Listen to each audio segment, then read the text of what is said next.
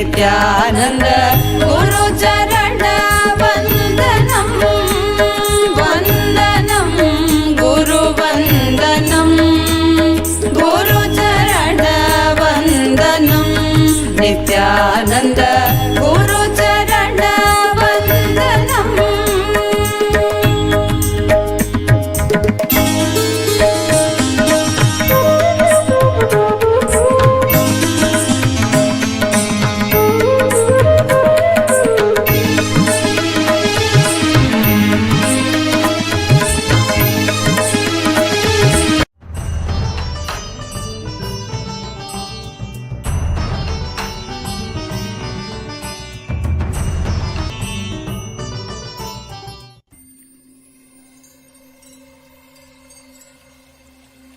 I welcome you all with my love and respect.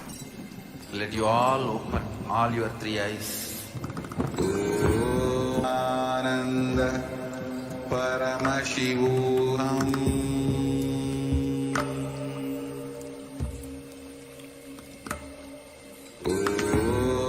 Nithyananda Paramashivam.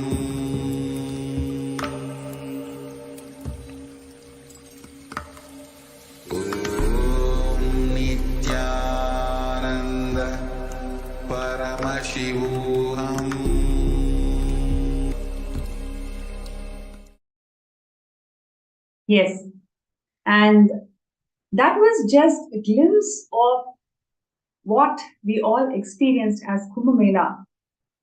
And in this segment, we are having Manatya Atmadayananda, who was the House of Representatives of Kailasa for the whole of Europe.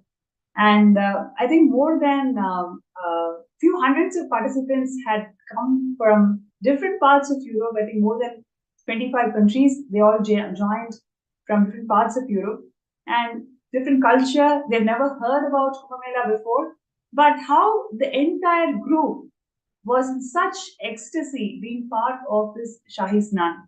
So it's my pleasure and honor to welcome Ma Atmadaya for this segment, who's going to share with us very, very interesting things about Shahi Snan, coordinating this effort with people who are completely from different backgrounds, different parts of the country, different parts of the world, and yet ensuring that all of them are together, and how do they all enjoy?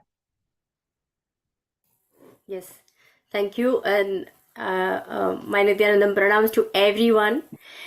So thank you, Ma Pranapriya, for having me here. Actually, the video we just watched of the whole, this is one of the most colorful part of the whole thing, because of course the beauty is the whole whole thing revolves around these Shahi Snans, and that particular year there were three special occasions, and one comes to mind very, very clearly because it's like whenever there is any celebration we have Hinduism, there is a whole drive up to it. So it's not just the day, but it's all the preparation that went on beforehand. And I would say I would go back.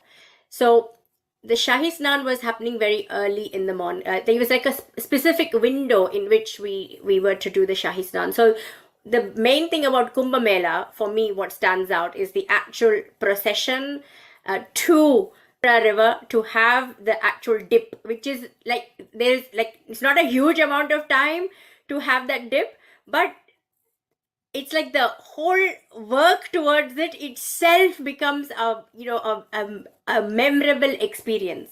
So I'll go back to, first of all, I had myself not been to Kumbh Mela.